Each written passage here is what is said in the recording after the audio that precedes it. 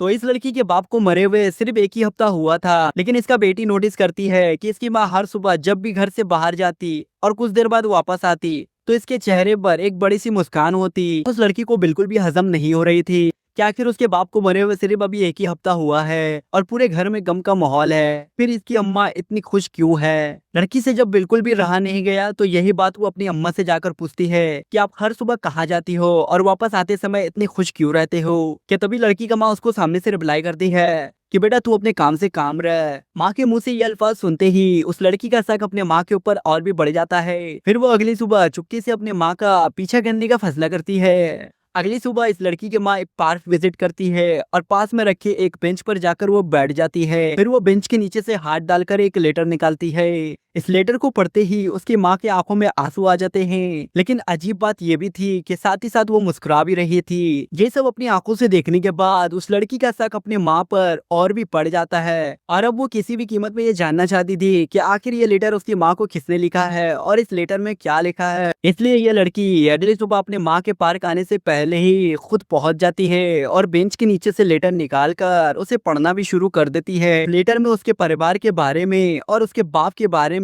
कुछ ऐसी पर्सनल बातें लिखी थी जो उसके बाप के अलावा और कोई भी नहीं जानता था। इसलिए ये सब अपनी आंखों से देखने के बाद उस लड़की के होश उड़ जाते हैं और वो बिल्कुल सोच में पड़ जाती है क्योंकि उसका बाप तो ऑलरेडी मर चुका था, तो फिर इसकी माँ को ये लव लेटर कौन लिख रहा था। कि तभी यहाँ पर लड़की एक चीज नोटिस करती है कि उसके बाप की जो हैंडराइटिंग थी वो नीट और क्लीन थी, लेकिन इस लेटर में जो हैंडराइटिंग थी वो इसके बाप की हैंडराइटिंग से बिल्कुल अलग थी। भी इस लड़की को समझ में आ जाता है कि इसकी अम्मा के साथ कोई तो इमोशनल खेल खेल रहा है। इसलिए अब सच जानने के लिए ये लड़की अगली सुबह सूरज निकलने से पहले ही पार्क पहुंच जाती है और बेंच के पीछे जाकर चुपचाप छुप कर बैठ जाती है। देर बाद ये लड़की वहां पर एक अनजान शख्स को आता हुआ देखती है। वो शख्स चुपचाप बेंच के पास आकर एक नया लेटर उसके नीचे रख देता है। कि तभी ये लड़की पीछे से उस शख्स को आवाज लगाती है। जब वो पीछे मुड़कर देखता है तो इस लड़की के भी होश उड़ जाते हैं क्योंकि वो शख्स कोई और नहीं बल्कि इसकी खुद की छोटी बहन थी जो अभी तक इसके माँ को इसके बाप के नाम पर लव लेटर लिख रही थी। कि तभी ये लड़की अपनी छोटी बहन से पूछती है कि आखिर तुम ऐसा क्यों कर रही हो। छोटी बहन रिप्लाई करती है कि जब भी अम्मा ये लेटर पढ़ती है तो बिल्कुल वैसे ही मुस्कुराती है जैसे वो अब्बा के साथ मुस्कुराया करती थी। ये सुनते ही उसकी बड़ी बहन की आंखें भर आती है और फिर वो अपनी छोटी बहन को गले लगाती है।